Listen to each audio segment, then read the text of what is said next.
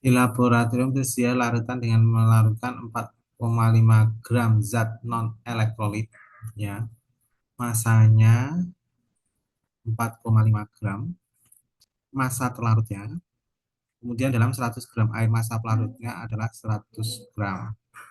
Delta TP-nya adalah 100,13 kurangi 100. Delta TP-nya 0,13 derajat Celcius. KB-nya 0,52. Senyawa itu termasuk golongan apa? Kita cari MR-nya, ya. Berarti ini non elektrolit, ya. Delta TB sama dengan KB kali M. Delta TB sama dengan KB. M itu adalah massa terlarut per MR kali 1000 per massa pelarut. Nah, delta TB-nya 0,13. KB-nya 0,52 kali massa terlarutnya adalah 4,5 per ml kali 1000 per massa pelarutnya 100. Saya dengan ini habis 10, ya. MR tukar posisi dengan ini.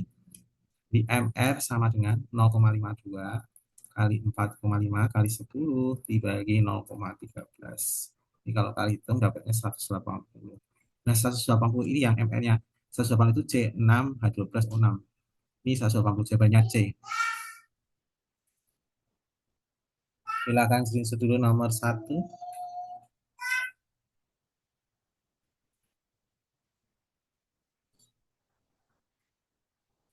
Nomor berikutnya, soal nomor berikutnya.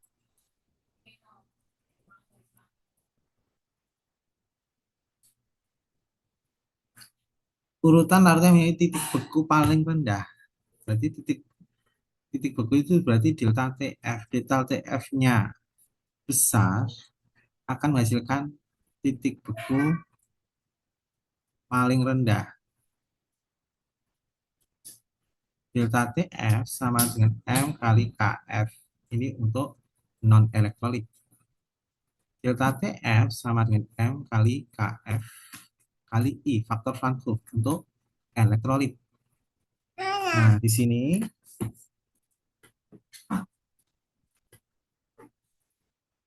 NaCl itu elektrolit.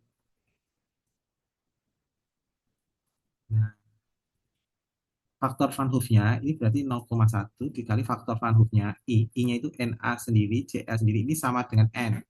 Jadi kalau tidak ada keterangan I itu sama dengan N, ya. 2 berarti 0,1 kali Na1 Cl1 berarti 2, berarti 0,2. Ini KOH juga elektrolit. Ini berarti 0,2 kali faktor I. I-nya ini KOH, K sendiri, O sendiri, OH sendiri jadi 2. Berarti 0,2 kali 2 itu 0,4. Sedangkan C6H12O6 itu 0,1 M itu adalah non elektrolit, ya, tetap 0,1. Sedangkan ini BaCl3 ini 0,5 M kali, ya.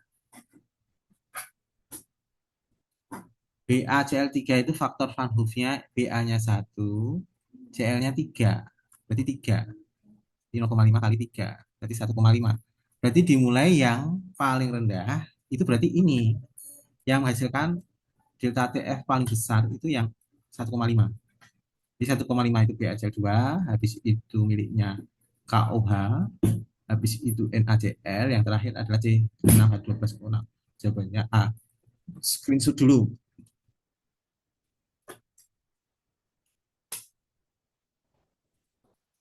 Jadi ini maksudnya gini, kalau M-nya besar, delta TF-nya juga besar, titik beku rendah. Nah, ini kuncinya. Screenshot dulu. Nah, kita lanjut soal berikutnya, ya, nomor berikutnya. Pada suhu 25 derajat Celcius, 6,84 gram sukrosa ml-nya sekian dilarutkan dalam air sehingga volume sekian. Jika diketahui N-nya sekian, tekanan osmotik larutan tersebut adalah, ini sukrosa. Sukrosa ini non elektrolit, ya. Nilainya tekanan osmotik, ya, P sama dengan mol per volume R kali T. Ya, masanya itu 6,84 gram. Kemudian MR-nya adalah 342. Ya kita cari mol. Mol itu massa per ml. Masanya 6,84 dibagi 3,4. 342 ini dapatnya 0,02 mol. Kemudian volumenya 500 ml berarti 0,5 liter. R-nya ini, R-nya sekian, suhunya T 25 derajat Celcius berarti 25 tambah 273 berarti 298 Kelvin. Kita masukkan ini, molnya 0,02, volumenya 0,5, R-nya 0,082, suhunya 298. Ini kalau dihitung, ya, ini kalau dihitung itu 0,98. Sebenarnya kalau dihitung itu 0,977. Jadi 0,98. Udah, screenshot dulu nomor 3.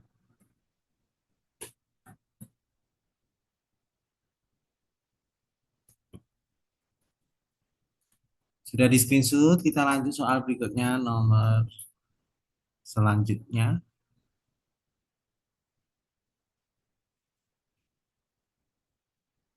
Suatu senyawa XMR-nya 100 tidak menghantarkan listrik. Tidak menghantarkan listrik, berarti ini non-elektrolit. Berarti ini MR-nya 100 dilarutkan dalam 200 gram benzina, berarti massa pelarutnya 200. Nah, itu menyebabkan penurunan titik beku, delta TF-nya 2,048, KF-nya sekian, KF-nya sekian, ditanya masanya terlarut ini berapa?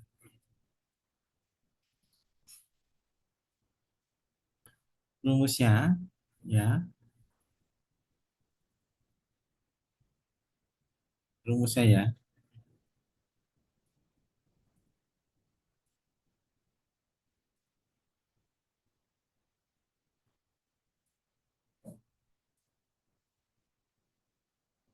Bentar, bentar, bentar.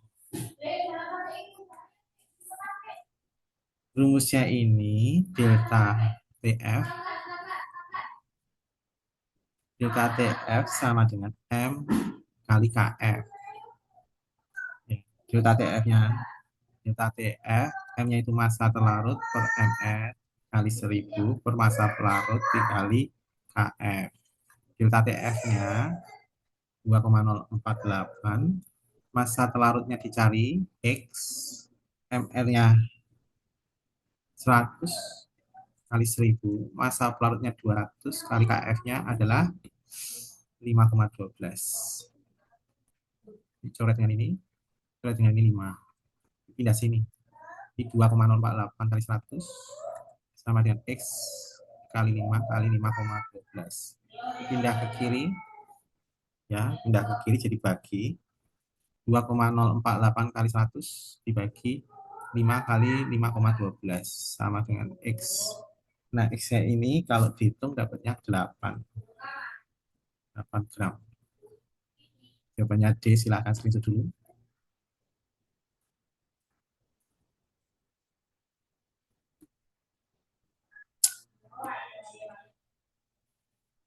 Sudah di screenshot ya, lanjut lagi ya.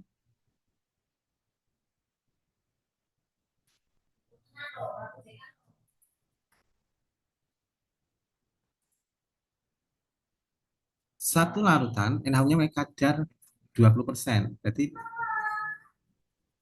kadar 20%. Ini artinya massa pelarutnya 20, massa pelarutnya adalah 100 kurangi 20. Jadi massa pelarutnya adalah 80.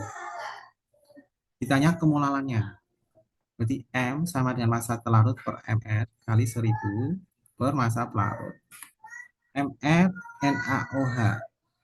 Na-nya 23, O-nya 16, hanya 1, jadi ini 40. Jadi massa telarutnya 20, mR-nya 40 kali 1000 per massa pelarutnya 80. Dicoret yang ini 2, dicoret ini habis, dengan ini 50. Jadi 50 bagi 8. 6,25. Ulang. Udah, screenshot dulu.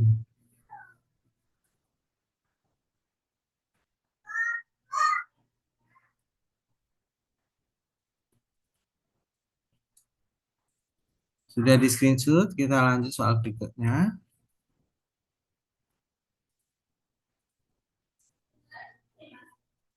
Jika tekanan uap jenuh larutan pada ruang tertutup adalah 105, berarti P0-nya adalah 105 mm Hg, tekanan uap jenuh larutan 10%. Ya, 10%. Jadi 10%-nya itu NaOH 10%. Ini artinya massa terlarutnya 10, massa pelarutnya 100 kurangi 10, 90.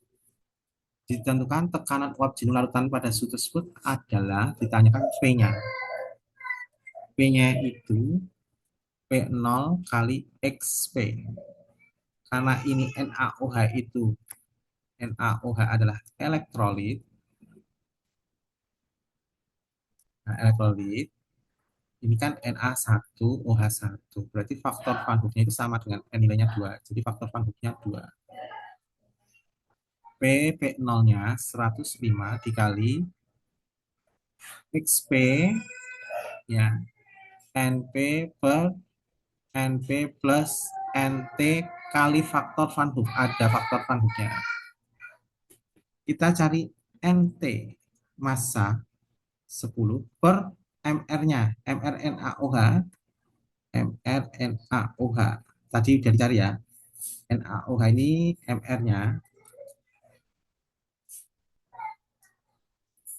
MR-nya 40. Berarti 10 dibagi 40. Berarti N pelarutnya 0,25. Kemudian N pelarut. Berarti 90 per MR-nya air. Pelarutnya air. Di sini air. Larut. MR air itu 18. Diapalin aja. 90 per 18. Itu 5. Jadi ikuti ini rumus. P sama dengan 105 kali NP 5 per NP-nya 5 plus 0,25 faktor Van Hoek-nya 2. Jadi 105 kali 5 per 0,255, 0,5 tambah 5 jadi 5,5. Ini P-nya ini kalau dicari 95,45. Dibulatin 95,5. Ya, screenshot dulu.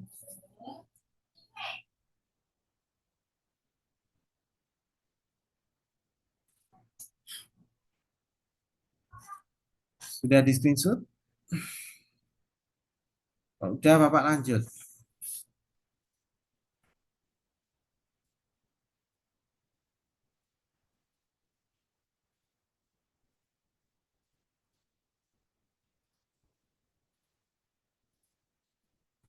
Sebanyak 6 gram zat elektrolit kuat, jadi massa terlarutnya 6 gram. Ini berarti N-nya ini, L-nya 2, X-nya 1, berarti ini 3. Berarti faktor Van Hoek-nya 3, karena ini kuat ya. Nggak ada derajat ionisasi, dilarutkan dalam volumenya 0,5 liter. Pada suhu 27 derajat Celcius, berarti 27 tambah 273. Berarti suhunya 300 Kelvin. Tekanan osmotik larutan P-nya adalah 3 atm. Massa molekul relatifnya MR-nya berapa? Jadi P sama dengan mol per volume kali R kali T. Ditanya MR-nya, berarti kita cari molnya dulu. Jadi P kali V sama dengan N kali R kali T. Dipindah ke sini, jadi molnya adalah P kali V per R kali T. P-nya 3, volumenya 0,5 liter, R-nya 0,08. Ini kalau dihitung molnya ini 0,02 mol.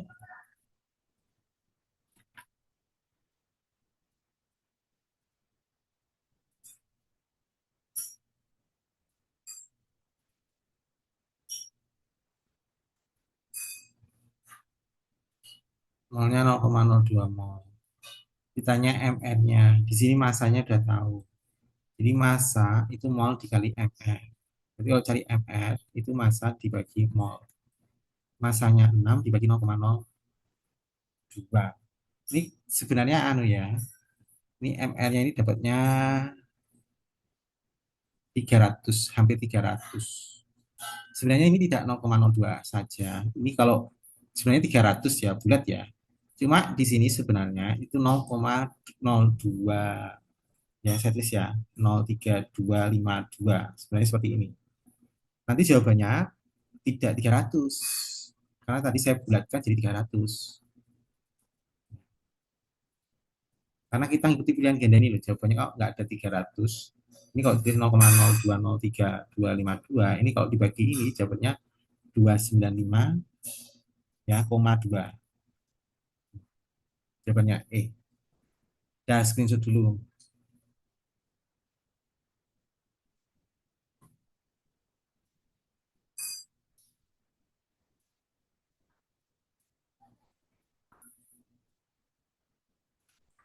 Ya, kita lanjut soal berikutnya.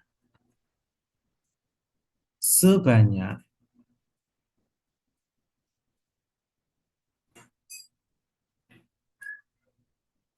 sebanyak 12 gram suatu elektrolit biner. Biner itu N-nya 2. Di sini eh, apa namanya? Derajat ionisasi nggak ada, maka N-nya 2 itu berarti I-nya faktor Van Hoff-nya nanti juga 2. Biner itu 2. Berarti I-nya ini karena tidak ada derajat ionisasi berarti N itu sama dengan I-nya ya juga 2.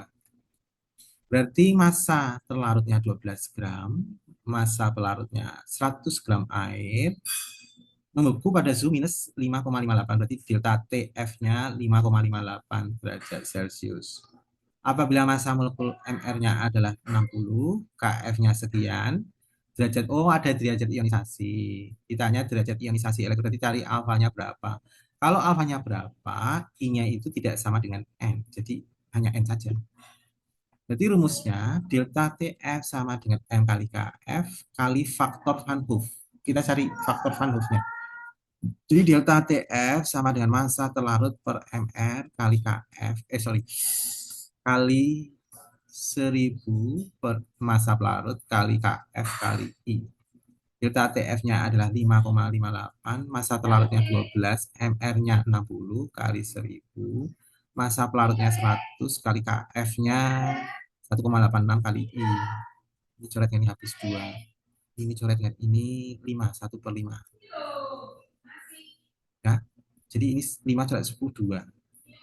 Berarti 5,58 sama dengan 2 kali 1,86 kali I. Dipindah ke sini. Jadi 5,58 dibagi 2 kali 1,86 sama dengan I. Ini dibagi ini, dapatnya 1,5. I sama dengan 1 plus N min 1 kali alfa. I-nya dapat 1,5 sama dengan 1 plus N-nya kan 2 min 1 kali alfa. Ini pindah ke kiri. 1,5 kali 1 sama dengan 2 kali 1 kan 1 kali alfa, alfa. Jadi alfanya adalah 0,5. Jawabannya C, screenshot dulu.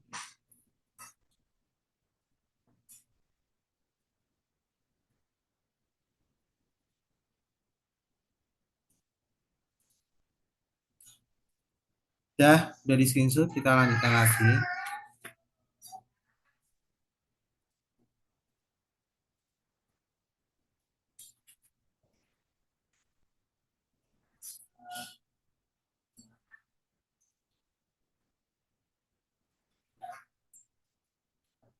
Bilangan oksidasi zat pereduksi dan spesies yang berperan sebagai hasil oksidasi, biloksnya zat pereduksi,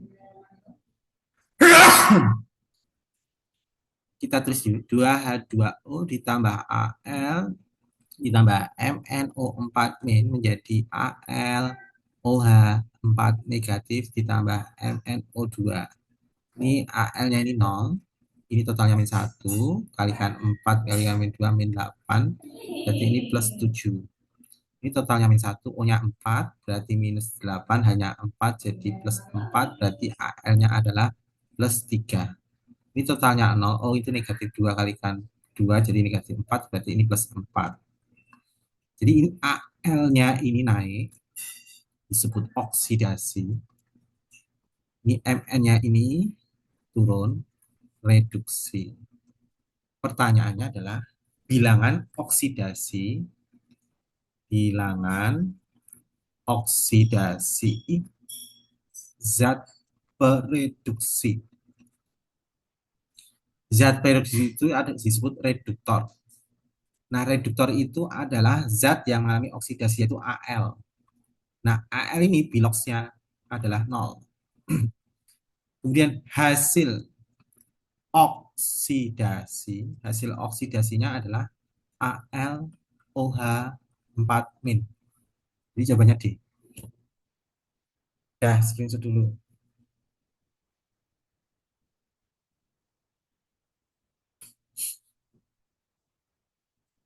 Sudah, kita lanjut soal berikutnya. Jadi screenshot ya lanjut ya.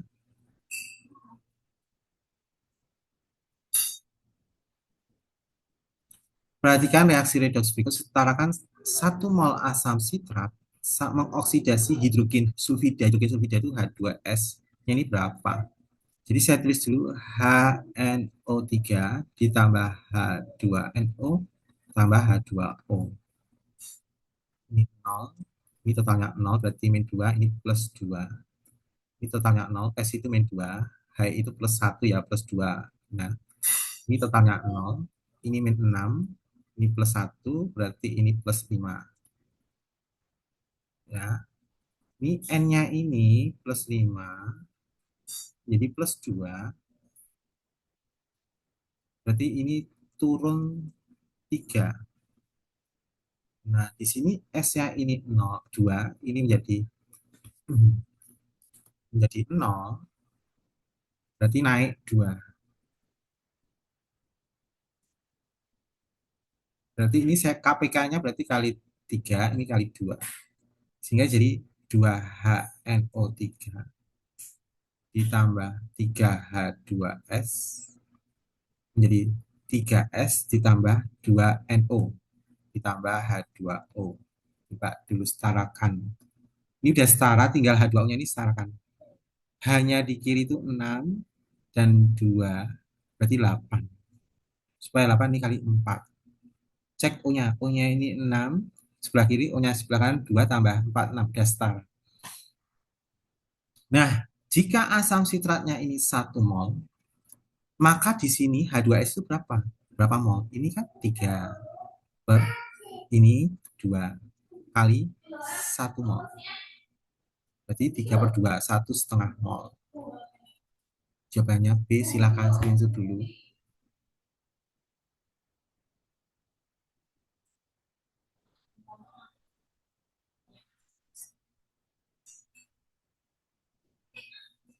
Sudah di screenshot, kita lanjut soal berikutnya.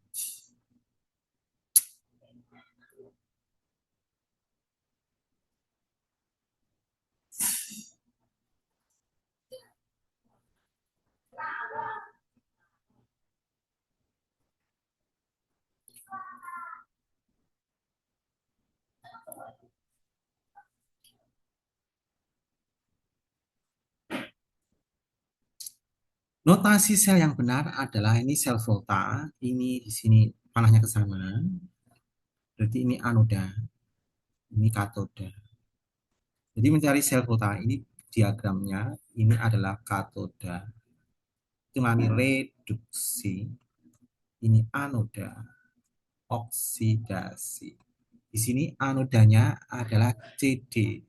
CD jadi CD2+, karena dia mengalami oksidasi kenaikan D2+, kenaikan bilox dari 0 jadi plus 2.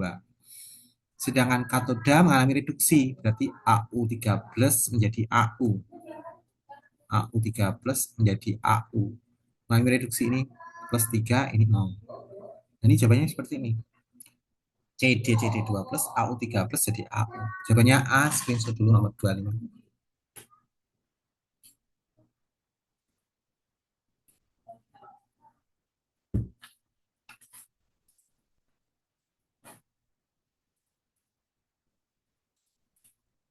Kalau sudah di screenshot, kita lanjut soal berikutnya ya.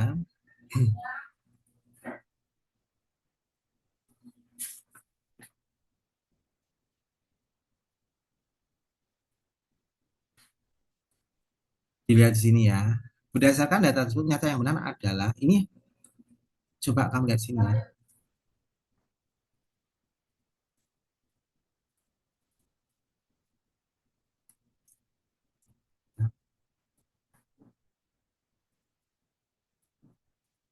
Kamu lihat sini ya. Kalau menghitung SL itu kanan kurangi kiri ya. Cari SL itu kanan kurangi kiri. Ini kanan kurangi kiri, hasilnya positif. Berarti CU lebih besar daripada PB. Berarti CU lebih besar daripada PB. Terus sama juga ini PB dikurangi ZN, hasilnya positif. Nah, jadi kesimpulan ini yang paling besar siapa? CU. Berarti CU itu lebih besar daripada PB lebih besar daripada ZN. Berdasarkan dari sebut nyata yang benar adalah CU lebih kecil daripada PB. Salah. CU lebih besar PB. PB lebih besar daripada ZN. Berarti ini salah juga. Salah ya. Kemudian saya cari yang lain dulu ya. Di sini mengoksidasi ya. Coba cari yang ini dulu. B skip dulu. Mungkin agak bingung bahasanya. Ya, untuk yang C ini itu adalah E reduksi kurangi oksidasi. Kamu lihat di sini yang reduksi siapa? Ini yang reduksi ini ke sini reduksi. 12 jadi 0. Berarti ini reduksi. Berarti E-nya ini, reduksinya adalah miliknya Zn dikurangi oksidasinya Cu. Hasilnya positif atau negatif. Di sini Zn itu paling kecil dikurangi Cu paling besar. Berarti kecil kurangi besar. Hasilnya negatif. Kalau negatif itu tidak spontan. Jadi ini berlangsung spontan ini salah. Karena Zn itu kecil, dikurangi Cu-nya besar. Hasilnya pasti negatif, tidak spontan. Ini Cu dikurangi Zn. Yang nomor D ini, yang nomor D itu kan Zn jadi Cu ya. Ini tinggal jumlahkan aja. Cu-nya, PB-nya coret. Jadi Zn 2 plus, Cu 2 plus jadi Cu, itu SL-nya adalah ini 10, 11, 1,1. Ini 0,16 salah. Ini harusnya 1,1 karena Zn jadi Cu ini 1,1 ini salah. Nah, ini juga salah tadi. Zn merupakan reduktor yang paling lemah di antara ketiga logam tersebut. Kalau kalian belajar tentang deret volta, posisi Zn itu paling kiri dibandingkan Pb, Cu. Makin ke kiri itu bersifat reduktor kuat. Reduktor paling lemah, salah. Zn itu reduktor paling kuat, salah. Berarti jawabannya B. Logam Cu dapat oksidasi, logam Pb dan Zn. Silakan screenshot dulu, sebentar lagi mati nanti sambung kembali.